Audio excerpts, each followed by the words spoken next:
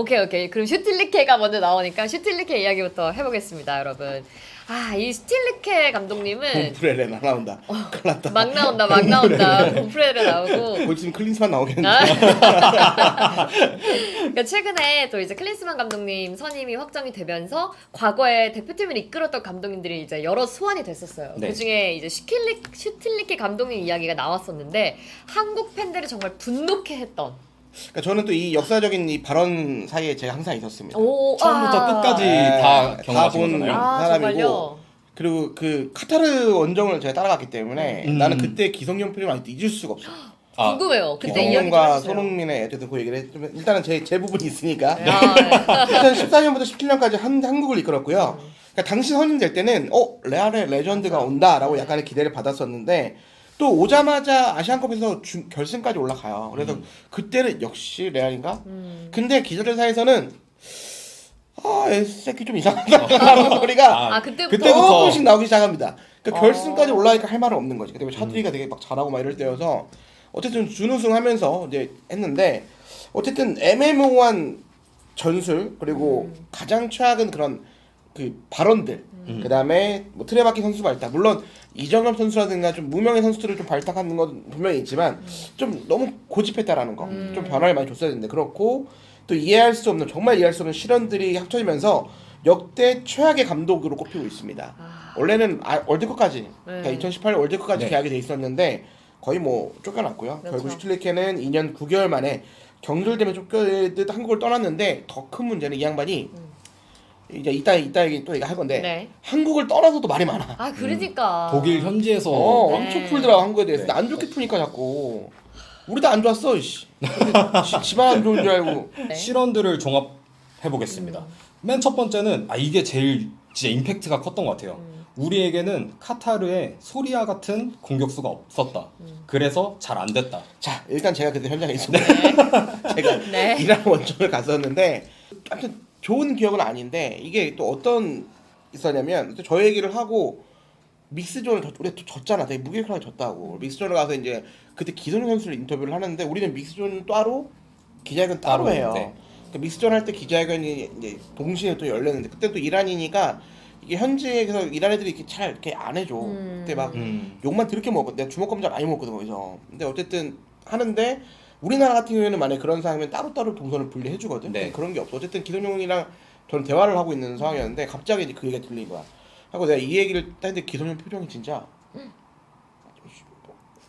답답해? 뭐 이런 느낌으로 진짜 표정이 안 좋아지더라고. 그 얘기를 딱 하니까 그게 주장이었어요. 그때 기성용 선수한테 멋있는 말을 뭐 했냐면 감독님의 뭐 그런 거는 존중을 하는데 왜 선수의 사기를 꺾는 멘트는 좀 아쉽다. 우리나라에 뭐 흥민이도 있고 뭐 좋은 공격수들이 많은데 그런 얘기를 했다라는 게 나는 좀 이해가 되지 않지만 근데 마지막에 또 마무리 잘했던 게 그렇지 않지만 그래도 감독님이 뭐 그런 얘기를 했을 때는 다 이유가 있을 거라고 생각하는데 표정은 이미 너무 안 좋고 근데 그렇게 얘기를 하고 손흥민 선수도 이제 바로 또 만났는데 그게 바로 기자들도 안 물어볼 수 없잖아. 공격수 없다는데요? 했더니 손흥민도 그래요? 그럼 뭐 저희가 부족한 탓이겠죠. 뭐 이런 뉘앙스로 인터뷰를 했지만 엄청 선수들의 표정이 안 좋고 사실 그때 이미 선수들은 이제 슈틸리케에 대한 마음을 완전히 놔버린 거죠. 이 사람은 우리를 보통 선수들이 진 것도 열받아 죽겠는데 그렇게 탓을 해버리면 진짜 사이에 떨어진대요. 그렇죠. 네, 그러면서 이제 잘했고 그리고 뭐 아무튼 기성용 선수 좋은 말 많이 했어요. 그때 표정은 안 좋았지만 그러니까 이제 기자들한테 당부했던 게 선수들이 지금 타이가 많이 떨어져 있고 감독님도 저런 멘트를 했고 그러니까 우리 선수들 좀 너무 안 좋은 기사 좀 쓰지 말아 주시기를 기성용 선수가 직접 그러니까 다 끝났는데 갑자기 기성이 다시 돌아서서 부탁드립니다 기자님들 하고 인사하고 갔어요.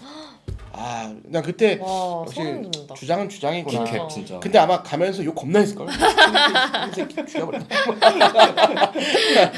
근데 그때는 정말 멋있는 말하고 그래서 진짜로 그 현장에 있는 기자들이 한 5, 60명 정도 50명 엄청 많이 갔었는데. 많이 가긴 했는데 50명까지는 안 되겠다. 한 3, 40명 갔을 것 같아요. 근데 그때 이러면서 좀 울림이 좀 있어서 좀 모든 화살을 다 슈틸리케로 돌렸죠. 선수들은 잘못이 없다. 슈틸리케가 문제다. 뭐 이렇게 기사 썼던 기억이 있어요. 아니 근데 그때 당시를 떠올리시면서 화가 많이 나시나 봐요. 지금 이 분노가 여기까지 느껴져요. 그러니까 근데 이게 끝이 아니에요. 네. 지금 너무 많아요. 또 실언이 또 있죠. 다음 실언은 중국전 패배 이후에 중국전 패배 이후. 나온 건데요. 네. 딱 이겁니다. 어떤 전술로 나갔어야 할지 내가 묻고 싶다. 어디에 묻는 거예요? 아니 감독님이 기자들이 이제 경기력에 대해서 물으니까 네. 전술에 대해서 묻니까 그럼 어떤 전술로 나갈지 내가 묻고 싶다. 이런 식으로 답변을 했더라고요. 아니 그러니까 이거는 감독님이 할 소리는 아니지. 내가 또 이때 현장에 있었는데 근데 그걸 우리가 모르니까 널 데리고 온 거 아니냐. 그러니까 아니 우리가 그걸 모르니까 널 데리고 왔지. 우리가 알면 우리가 감독했지. 얘 이상해 좀. 아무리 생각해도. 네 그리고 또 있죠 실언이. 네, 그 다음에는 이제 말씀하신 것처럼 경질이 되고 나서 네. 독일로 가서도 이제 한국을 많이 까는 그런 내용의 인터뷰를 했었는데요. 그 중에 하나가 현재 한국 축구의 모든 기준은 2002 한일 월드컵 4강에 맞춰져 있다. 슬프지만 한국은 러시아 월드컵에서 3패를 받아들여야 한다. 세계 챔피언 독일을 넘지 못할 것. 이라고 얘기를 했습니다. 아, 진짜 화나네. 근데 넘었죠? 그러니까 넘었죠? 좀 넘었죠? 야, 여기서 시계 나라 넘었죠? 이제 한국을 얼마나 낮게 본다는 게 느껴지네요. 그리고 이제 마지막 하나 네, 남았습니다. 가장 최근 어그로인데요. 네. 클린스만 감독이 부임을 하자 슈틸리케 감독이 말했습니다. 네. 분단국가 한국은 규율, 강인함은 잘 갖춰져 있어서 수비는 잘한다. 근데 공격은 창의성이 없다. 이게 지금 최근에 한 말씀. 이게 제일 최근에 한 아니 근데 말이에요. 슈켈리케 감독님 뭐 그거 같아. 그 왜 사귀다 헤어지면 계속 전 연인 질척이는. 하고. 뒷담화 하고 다니잖아요. 아, 아니 지금 언제 헤어졌는데 아직까지 이러시는 거예요. 저런 거 나랑 좀 비슷한 거 같아. 아 그러신 것 같아요. 많이 하시잖아요. 저는. 아, 제가 집착 많이 합니다. 제가 요새 바르셀로나 집착 많이 하고 있는데. 왜냐면 맨유가 잡은 유일한 빅클럽이 지금 바르셀로나밖에 없어요. 그래서 만날 때마다 바르셀로나 계속 얘기하고 있고 하영이면 까고 요새 탈락시켰으니까. 사이가 좀 멀어지고 있어요. 네. 저런 건 좀 비슷하네요. 슈틸리케 감독님이랑 좀 비슷한 면이 있으시네요. 얘도 근데 좀 얘도 좀 뒤끝이 있어 보면. 아 구질구질하다. 아. 강전님 또 얘기해 아니 주셨고. 저내 얘기는 아니고요. 슈틸리케인 거고. 근데 다음 이제 또 해야 되는데. 네. 그래서 한국에서도 무시당하는 슈틸리케라고 했는데 그 슈틸리케 감독님이 계속 그럴 만한 발언을 하고 다니시니까 이게 한국 팬들은 다 듣고 있습니다. 지금 영어도 잘하고 독일어도 하시는 분이 얼마나 많은데 지금 다 그러니까요. 한국으로 이제 오고 있다고요. 기사로 번역돼서. 아무튼 슈틸리케 감독도 진짜 욕을 많이 먹었고 뭐 너구리 아니고 라쿤님은 개소리는 무시해야죠 그랬는데 진짜 무시할 만한 감독이었던 것 같습니다. 네, 맞습니다. 그래서 이제 저희가 이제 공동 5위 중에 한 분은 슈틸리케 감독님이었고요. 2위예요. 자, 발베르데 선수인데 이 선수는 이제 인종차별도 있었고 네. 우리 또 이강인 선수에게 두 번이나 아니 우리 귀여운 이강인한테 왜 저러는지 모르겠어. 그니까 자격지심 그런 거 아닌가요? 그런 거 아닌가 싶어. 근데 그런 저거 자격지심 느끼기에는 얘도 잘 나가는데 요새. 타사도 월클인데. 그래서 아까 제가 정말 공교롭게 낮에 영상 하나를 봤는데 이강인 선수가 이 장면에 대해서 언급하는 영상이었어요. 어땠냐 발베르 선수가 했을 때. 근데 이강인 선수는 뭐 괜찮다. 자기 몰랐대요. 처음에 못 보고 있다가 그걸 뭔가를 하는구나를 느꼈대. 네. 이강인 선수. 뭐 어떤 행위를 하고 있구나 발베르데가. 근데 나중에 알게 됐는데 이게 경기장에 있을 때 예를 들어 대한민국의 경기가 잘 풀리지 않을 때 한국 선수들이 뭔가 이렇게 제스처를 크게 한다거나 뭐 네. 팬들한테 막 이렇게 소리 질러주세요 이런 제스처를 하잖아요. 네. 그런 의미에서 아마 발베르데도 한 것 같다. 저런 행위를 했을 때 뭔가 팀원들에게 네, 그냥 뭔가 이렇게 좀 동료들 사기 올리려고. 네, 사기를 좀 독려화시키고 이러는 행위였던 것 같아서 뭐 그렇게 생각한다 이렇게 근데 얘기하더라고요. 우리나라는 그런 이렇게 상대가 쓰러진 상황에서 그렇게 하지 그쵸. 않거든요.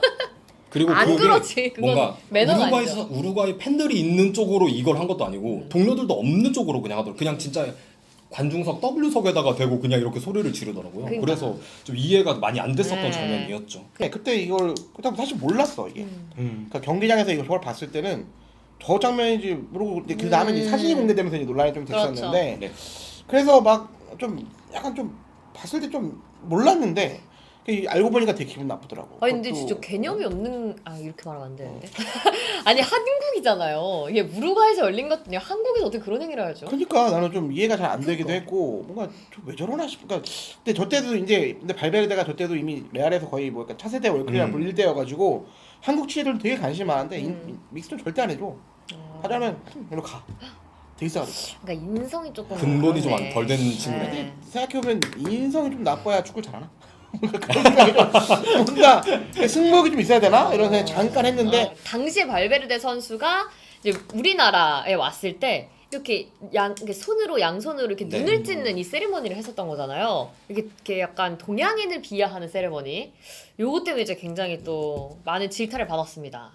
네, 그것 때문에 많이 받았었고 월드컵에서는 이제 말씀해 주셨던 것처럼 이강인 선수랑 경합이 있었고 이게 대회 끝나고 나서도 네. 있었었거든요. 네. 그 라리가에서 맞아. 레알이랑 마요르카랑 붙는데 꽤 깊숙한 태클을 범해가지고 뭐 반칙이나 이런 건 아니었는데 약간 경고를 받았었어요. 네, 네. 네, 그래서 뭐 그렇게 됐고 근데 또 신기한 게 이달 3월 말에 A매치로 또 붙잖아요.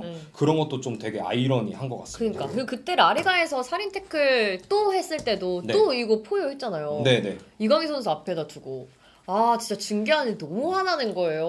아, 그때 진짜 화내더라고. 진짜 화나가지고 지금 뭐 하는 거냐고. 네. 다치면 어떡하려고 이강인. 근데 그때 경기는 어떻게 됐지? 이겼나? 이겼어요. 근데 생각해보면 레알이 마요르카 이겼어요. 네, 레알이 진 경기. 제 발광 다 했을 때 다 졌다. 맞아.